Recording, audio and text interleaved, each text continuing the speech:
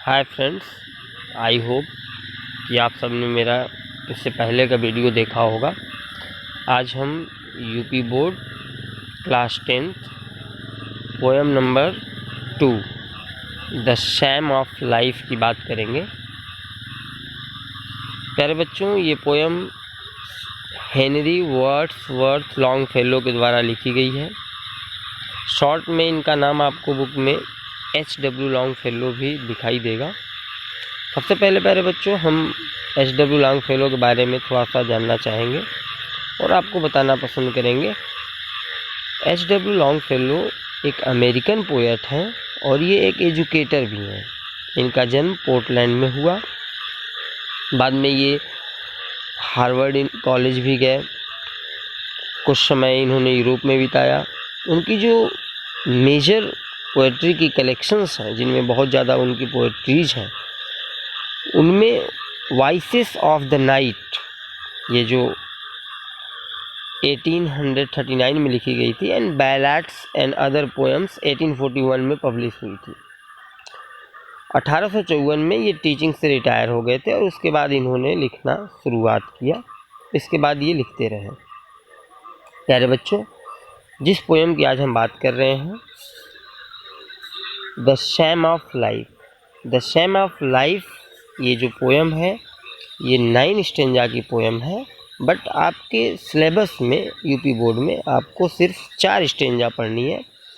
तो हम एक एक करके सारे स्टेंजाज का अध्ययन करेंगे। सबसे पहले हम आपको बता दें प्यारे बच्चों, ये 4 लाइन की जो स्टेंजा है, इनको क्वाट्रेंस कहा जाता है।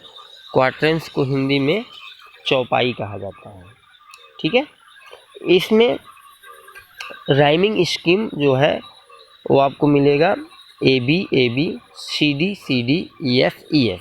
राइमिंग स्कीम क्या होती है, इसके बारे में मैं फिर कभी किसी वीडियोज में आपको फुल डिस्क्रिप्शन दूंगा।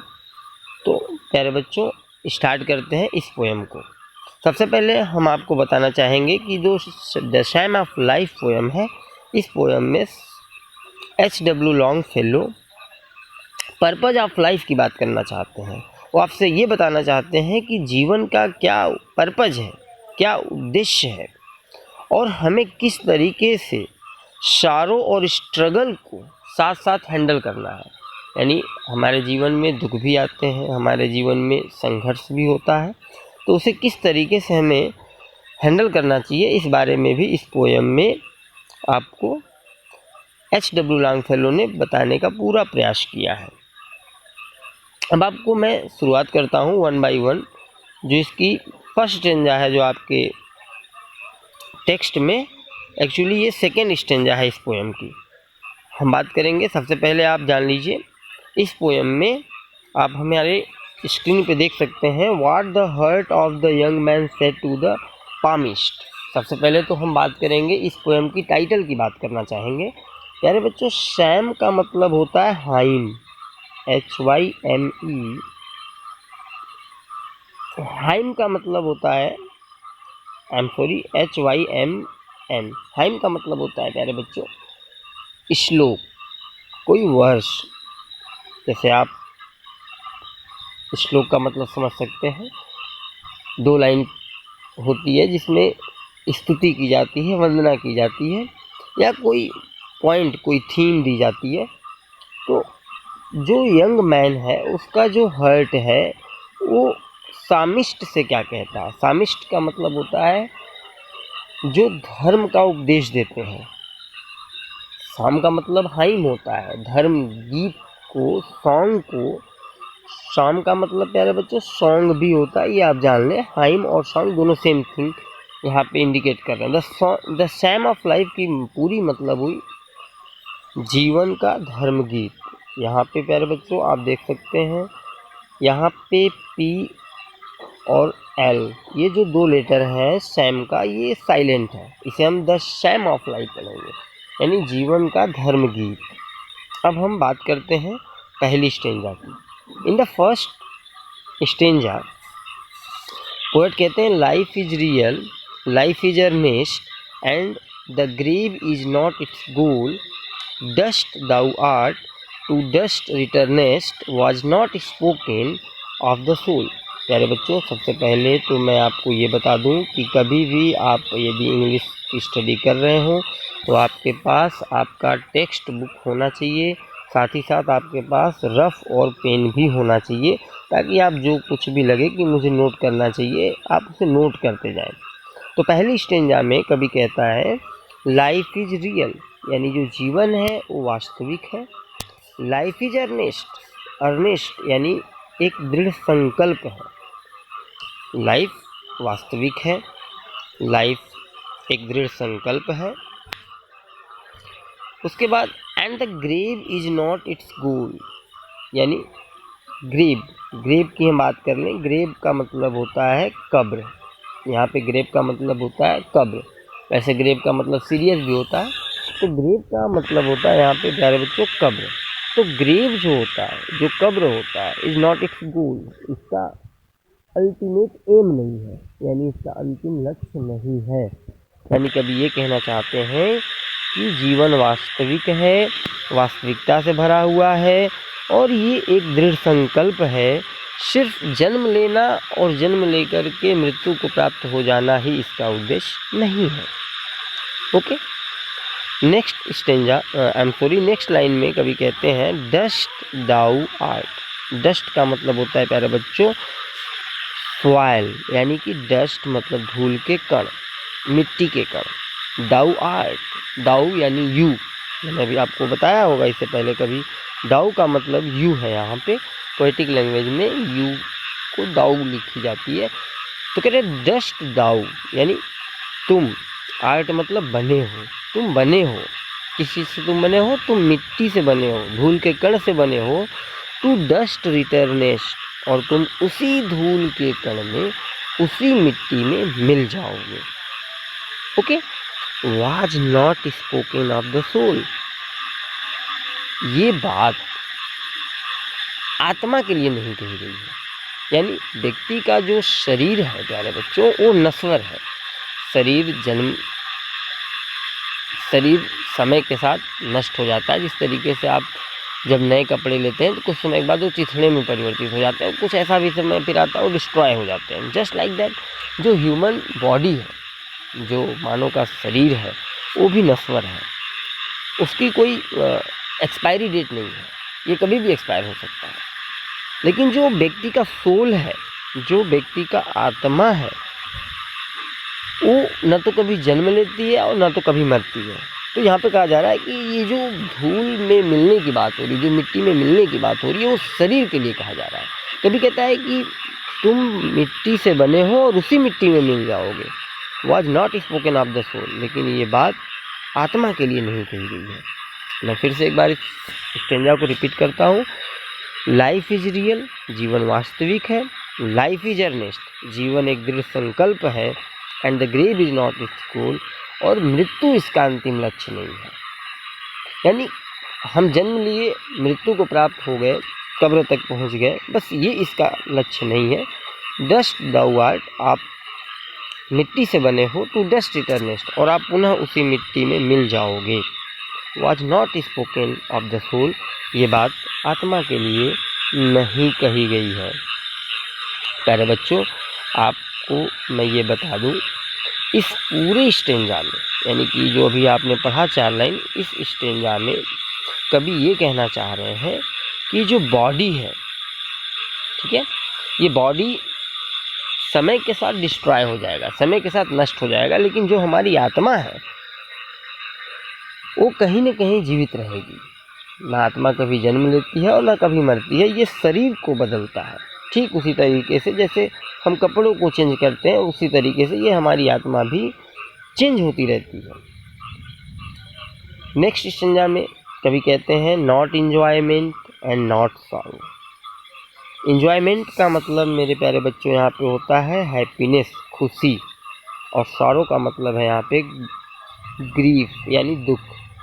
तो ना तो खुशी और ना तो दुख, गम, दो चीज़ें, हैप्पीनेस और सारो, ये दो चीज़ें हैं। इज आवर डेस्टिनाइड इन डार्वे, डेस्टिनाइड का मतलब है लिखा हुआ, यानी भाग्य में। तो हमारे भाग्य में ना तो खुशी लिखी गई और ना तो दुख लिखा गया। Is our destined end or way, end का मतलब यहाँ पे प्यारे बच्चों है एम, उद्देश्य है। तो हमारे नसीब में, हमारे भाग्य में जब ऊपर वाले ने मुझे भेजा, आपको भेजा यहाँ, तो ऐसा नहीं कि किसी को लिख दिया कि जाओ तुम केवल, तुम्हारे अंदर, तुम्हारे पास केवल एंजॉयमेंट होगा, हैप्पीनेस होगा, तुम्हारे पास केवल दुख ही होगा, ऐसा नहीं। ये जो हमें सुख और दुख, ये दो चीज़ें जो व्यक्ति को जीवन में प्राप्त होती हैं, वो उसके कर्म से होती हैं, वो उसके व्यवहार से होती हैं। तो यहाँ पे जो स्पीकर है वो ये कहता है कि उसे इन चीज़ों में विश्वास नहीं है, कि ईश्वर किसी को लिख करके भेज देता है कि जाओ तुम्हें कोई खुशी प्राप्त होगी और तुम्हें केवल दुख प्राप्त होती है। उसका ये मानना है कि अगर हमें दुख की प्राप्ति होती है, अगर हमें खुशी की प्राप्ति होती है, तो हमारे अपने कर्म के फल होते हैं, जैसा हम करते हैं वैसा हमारे साथ होता है। ओके, नेक्स्ट लाइन में कभी कहते हैं but to act that is tomorrow finds us further than today. But to act यानी हमारे भाग्य में अगर खुशी नहीं लिखी गई, अगर गम नहीं लिखा गया, तो क्या लिखा गया? तो ये कहते हैं कि बट टू एक्ट, हमारे भाग्य में कर्म करना लिखा गया। एक्ट मतलब कर्म करना लिखा गया, हम काम करें, हमें हमारा जो कर्तव्य है उसका निर्वाह करें। दैट ताकि ईच टुमारो प्रत्येक आने वाला कल, फाइंड्स अस फार्दर देन टुडे आज से श्रेष्ठ हो। यानी हम अपने जीवन में कर्म का निर्वाह करें, जो कर्म करना है, हमारे जो कर्तव्य हैं उनको हम करें। सुख और दुख ये नियति की देन है, जैसा हम कर्म करेंगे वैसा हमें सुख और दुख की प्राप्ति होगा। नेक्स्ट स्टेंजा में कवि कहते हैं in the world's broad field of battle. World's यानी संसार के, ब्रॉड का मतलब है विस्तृत, फील्ड मतलब क्षेत्र, बैटल मतलब होता है युद्ध। ये कभी कहते हैं कि ये जो संसार है, ये जो विश्व है, ये जो जगत है, ये पूरा जगत एक युद्ध के मैदान के समान है। इन द बायूक ऑफ लाइफ, वियोग का मतलब यहाँ पे है प्यारे बच्चों पड़ाव, एक ठहराव जिसको कहते हैं। तो ये कह रहा है कि ये जीवन का, ये जो संसार है, ये जो दुनिया है, ये जीवन का एक अस्थायी पड़ाव है। यहाँ हर कोई आता है और उसका एक रोल है, उसकी एक भूमिका है जिसे वो प्ले करता है, निभाता है और फिर चला जाता है। ऐसा नहीं कि कोई आया है और यहाँ जीवन को जीने के बाद, ऐसा नहीं कि कोई व्यक्ति यहाँ है और वो अमर है, हमेशा हमेशा के लिए इस धरती पर रह जाएगा। नहीं, प्रत्येक व्यक्ति, जितने भी लोग आते हैं उनका जाना सुनिश्चित है। तो कभी कहता है in the world's broad field of battle in the bivouac of life, ये जो संसार है, जो कि एक, ये जो विश्व है, ये जो जगत है, ये एक अस्थायी पड़ाव है। यहाँ हम एक युद्ध के क्षेत्र में खड़े हैं। युद्ध का तात्पर्य यहाँ पे कहना चाहता है कि हम संघर्ष करें, जीवन को जिए, लेकिन बी नॉट लाइक डम, गूंगों की तरह नहीं ज़िंदगी को जीना है। डम का मतलब होता है गूंगे, तो गूंगे की तरह हमें ज़िंदगी को नहीं जीना है। Drive and cattle, drive and cattle मतलब हाँके जाने वाले पशु। आपने देखा होगा हल में जब बैलों को नाद दिया जाता है तो उसे हम गूंगे हैं, उन्हें जैसे हम इंडिकेट करते हैं, जैसे उनको हम आदेशित करते हैं, वैसे वो काम करते हैं। या बैलगाड़ी में जब बैलों को नाद दी जाती है तो वहाँ भी जैसे हम चाहते हैं वैसे वो काम करता है। तो यहाँ पे कभी कहता है कि हम उन गूंगे हाँके जाने वाले जानवरों के समान ज़िंदगी को ना जिए। Be a hero in the stripe, stripe का मतलब यहाँ पे है प्यारे बच्चों स्ट्रगल, संघर्ष। तो ये जो संघर्ष का हमारा क्षेत्र है, यानी ये जो संसार है जहाँ हम आज खड़े हैं, जहाँ पे हर जगह संघर्ष है, स्ट्रगल है, उस स्ट्रगल में हमें एक हीरो बनना है। हीरो का मतलब होता है नायक, एक अग्रज, अग्रणी, आगे बढ़ने वाला। ऐसा नहीं कि कोई हमें पीछे से हमें फोर्स करे या हम किसी के बताए अनुसार चले, नहीं, हमें अपना मार्ग खुद बनाना है। हमें जहाँ पहुँचना है वहाँ हमें खुद से पहुँचना है। ये हम अपने कर्म के अनुसार तय करेंगे कि हमारा नसीब क्या होगा, हमारा भाग्य कैसा होगा। तो बड़ी अच्छी लाइन है ये। अगली स्टेंजा में हम बात करते हैं अगली स्टेंजा में कवि कहते हैं let's then be up and doing. प्यारे बच्चों, बहुत अच्छी लाइन है, बहुत अच्छी लाइन और बहुत अच्छी बात बताने का यहाँ प्रयास किया गया है। फाइनल स्टेंजा है, कंक्लूडिंग स्टेटमेंट इसमें आपको मिलेगा। लास्ट में वो कहना क्या चाहते हैं, कहते हैं कि be up, let's then be up and doing. Let's then यानी आओ, अब, ठीक है, हम क्या करें, बी अप एंड डूइंग, यानी हम एनी फेट, किसी भी तरह के फेट के लिए, किसी भी तरह के भाग्य के लिए, किसी भी तरह के कार्य के लिए तैयार हो जाए, है, यानी we ready for do anything in our life, ये कहना चाहते हैं। और कहते हैं with a heart for any fate. With a heart for any fate का मतलब ये कहना चाहते हैं कि हम पूरे मनोयोग से लगे उसमें, चाहे जो भी मुझे करना हो, आपको जो भी आपने निश्चित किया हो अपना लक्ष्य जीवन का, उस लक्ष्य में पूरी तरह से, पूरे दिल से आप लग जाइए, पूरे हृदय से आप लग जाइए। और स्टिल अचीविंग, हम हमेशा अचीविंग करें, यानी हम हमेशा आगे बढ़ने का प्रयास करें।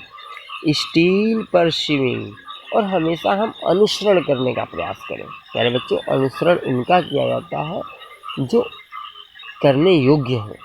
ऐसा नहीं कि अब कोई चोरी करता है और आप उसका अनुसरण कर लिए और चोरी करना शुरू कर दिए।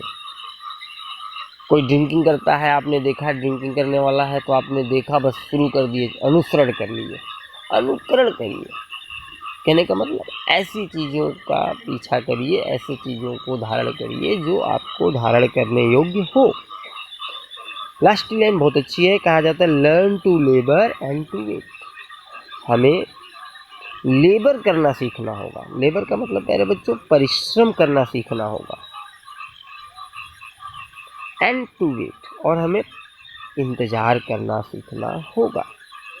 प्यारे बच्चों, आपको बता दें, जब आप बोर्ड एग्ज़ाम देते हैं, जब आप परीक्षा देते हैं तो रिजल्ट आने का आप इंतज़ार करते हैं। ऐसा नहीं कि आपने परीक्षा आज दिया, कल रिजल्ट घोषित हो गई, तो वहाँ पे आपने इंतज़ार किया, ये अच्छी बात है।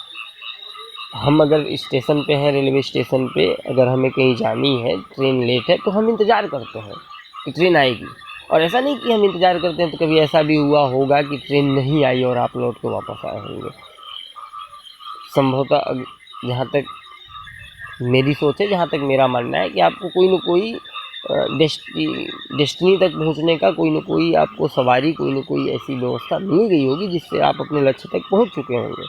तो हमें लेबर करना सीखना है, हमें वर्क करना सीखना है कि आखिर कोई भी वर्क किस तरीके से होना चाहिए, और फिर हमें उस वर्क का जो रिजल्ट होगा उसके लिए इंतज़ार करना भी सीखना होगा। This is very important thing in our life. ये हमारे जीवन का बहुत ही इम्पोर्टेंट, बहुत ही महत्वपूर्ण तथ्य है जिसे हमें स्वीकार करना होगा। प्यारे बच्चों, इस पूरी पोयम को एक बार फिर से हम समराइज करना चाहेंगे, आप इसे ध्यान दें। सबसे पहले मैंने आपको बताया इस पूरे पोयम का जो टाइटल है द सैम ऑफ लाइफ, इसका मतलब है जीवन के धर्म गीत। एक जीवन में किस तरह के धर्म होने चाहिए। प्यारे बच्चों, धर्म का तात्पर्य यहाँ पे हिंदू, मुस्लिम, सिख, ईसाई, जैन, पारसी ये नहीं है। धर्म उसे कहते हैं जो धारण करने योग्य हो। जैसे ईमानदारी, इसे धारण किया जाता है, इसे अपने जीवन में अपनाया जाता है। अच्छाई, भलाई, जितने भी ऐसी क्वालिटीज़ हैं, दया, जिनका जीवन में वर्थ है, वैल्यू है, इन चीज़ों को धर्म कहा जाता है। तो जीवन में जो चीज़ अपनाने योग्य है उसे ही धर्म कहा जाता है। प्यारे बच्चों, इस बात को आप हमेशा याद रखें। द सैम ऑफ लाइफ का मतलब हुआ जीवन के धर्म गीत। एक जीवन को जीने के लिए किन किन चीज़ों की रिक्वायरमेंट होती है, इस बात पे हम बात कर रहे हैं, जिसको कंपोज किया है H.W. लॉन्गफेलो ने। इनका पूरा नाम मैंने आपको बताया, हेनरी वर्ड्सवर्थ लॉन्गफेलो।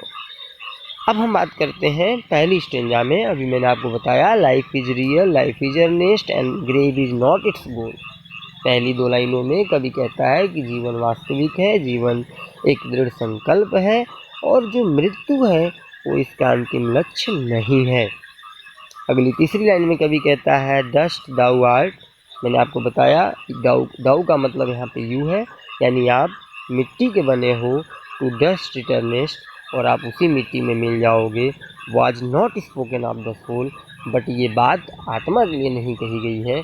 हमारा शरीर नश्वर है, वो जन्म लेगा और मरेगा, यानी हमारा जो शरीर है वो डिस्ट्रॉय होगा, वो नष्ट होगा। हमारी आत्मा न कभी जन्म ली थी और न कभी मरती है, यानी आत्मा अजर और अमर है। तो पहली स्टेंजा आई होप कि आपको समझ में आया होगा। सेकेंड स्टेंजा की बात करते हैं। Not enjoyment and not sorrow is our destined end or way. इस 2 लाइनों में कवि कहते हैं कि हमारे नसीब में, हमारे भाग्य में विधाता ने, ईश्वर ने न तो सुख लिखा है और न तो दुख लिखा है। ये हमारे कर्म पे निर्भर करता है कि हमें सुख मिलता है या हमें दुख मिलता है। तीसरी लाइन में कवि कहते हैं but to act that is tomorrow finds us further than today, यानी हमारे भाग्य में अगर सुख और दुख नहीं लिखा है तो हमारे भाग्य में कर्म करना लिखा गया है, ताकि हमारा हर आने वाला कल आज से श्रेष्ठ हो, आज से बेटर हो। अगर हम अच्छा काम करते हैं तो जाहिर सी बात है हमारा समय भी अच्छा होगा, इसकी हम उम्मीद रख सकते हैं। तीसरी स्टेंजा में कवि कहते हैं in the world's broad field of battle, ये जो संसार है जो एक विस्तृत युद्ध का मैदान है, इसमें हमें in the bivouac of life, ये जीवन का एक अस्थायी पड़ाव है। Be not like dumb driven cattle, इसमें हमें एक गूंगे हाँके जाने वाले पशु के समान नहीं बनना है। Be a hero in the strife, हमें संघर्ष में एक हीरो बनना है, हमें संघर्ष में एक नायक बनना है। ये हमें हमेशा याद रखना होगा। प्यारे बच्चों, हम इंडियन एक रेलगाड़ी के डब्बे के समान है। जब तक इंजन नहीं जोड़ी जाती है तब तक रेलगाड़ी के डब्बे आगे नहीं बढ़ सकते। उसी तरीके से हम सब जिंदगी को जीते हैं, लेकिन हमें ये प्रयास करना चाहिए कि हम रेलगाड़ी के डब्बे न बन कर उस रेलगाड़ी के इंजन बनने का प्रयास करें, हम खुद से आगे बढ़ने का प्रयास करें। अभी आप आई होप कि आप सबको ये पता होगा, इतनी संक्रामक बीमारी फैली हुई है कोविड-19 नोवेल कोरोना से हम सभी परेशान हैं, जिस वजह से कॉलेजेज, स्कूलों या हर तरह की संस्थाएं बंद हैं लगभग। तो अगर इस समय में अगर आप समय का सदुपयोग नहीं करते हैं तो कहीं ना कहीं आप कुछ न कुछ गलत कर रहे हैं। तो हमें ध्यान रखना है कि हमें ऐसा नहीं कि हमें टीचर कहें तो हम स्टडी को करेंगे, टीचर ना कहें तो नहीं करेंगे, टीचर ने होमवर्क दिया तो हम करेंगे, नहीं दिया तो छोड़ देंगे। ऐसा नहीं, हमें सेल्फ मोटिवेटेड होना पड़ेगा, हमें खुद से प्रेरित होना पड़ेगा। हम प्रयास करें कि हम अपने अंदर से अभी प्रेरित जब होंगे, जब हम अपने अंदर से इंस्पायर्ड होंगे, प्रेरित होंगे, तब हम कुछ करने योग्य बनेंगे। तो ये जो संसार है ये एक विस्तृत सा संसार है जहाँ हर तरफ स्ट्रगल ही स्ट्रगल है, संघर्ष है। आप जहाँ जाएंगे, जीवन के जिस क्षेत्र में जाएंगे, संघर्ष है। अपने आप को इस्टेब्लिश करने के लिए, अपने आप को स्थापित करने के लिए आपको संघर्ष करना ही होगा, तभी आप इस्टेब्लिश कर पाएंगे। तो इस परिस्थिति में आपको एक डम्ब ड्राइवन कैटल नहीं बनना है, आपको एक गूंगे हाँके जाने वाले पशु के समान नहीं बनना है, आपको एक हीरो बनना होगा, आपको एक नायक बनना होगा। लास्ट स्टेंजा में कभी कहते हैं let's then be up and doing. इसलिए हम सबको कुछ भी करने के लिए, चाहे जो भी वर्क हो हमारे हाथ में, हम एक स्टूडेंट हैं तो पढ़ना हमारा काम है, हम एक मज़दूर हैं तो मज़दूरी करना हमारा काम है, मैं एक टीचर हूँ तो पढ़ाना मेरा काम है। तो जो भी हमारा वर्क है उस वर्क में with heart for any faith. बहुत अच्छी लाइन है, बहुत अच्छी लाइन है। ये कहते हैं कि चाहे जो भी हमारा भाग्य हो, चाहे जो भी हमारा, जैसा भी हमारा नसीब हो, हमें जो काम दिया गया है, जिस काम को करने के योग्य हम हैं, या जो हमारा वर्क है, हम उसे पूरे मन से, पूरे हृदय से करने का प्रयास करें। स्टिल अचीविंग, हम हमेशा आगे बढ़ने का प्रयास करें।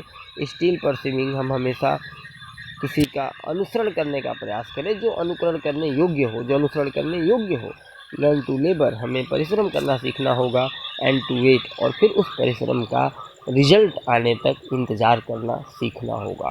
प्यारे बच्चों, आई होप कि आप सबको ये लेसन अच्छी लगी होगी अगर आपको किसी भी तरह की कोई भी इशूज़ है, अगर आपको भाषा नहीं समझ पाते हैं, अगर आपको टेक्स्ट क्लियर नहीं दिखती है, कोई भी इशूज़ है अगर आपकी समस्याओं का, तो आप उसे हमें कमेंट बॉक्स में लिख करके ज़रूर सूचित करें, ताकि अगली वीडियो से मैं सही बना सकूँ। अगर आपको पसंद आ जाए वीडियो, अगर आपको अच्छी लगे, तो आप इसे सब्सक्राइब करें, आप इसे शेयर भी करें। Thank you for watching. Thank you to all of you once again, most welcome. I hope कि आप सब अच्छे होंगे, सकुशल होंगे। Thank you.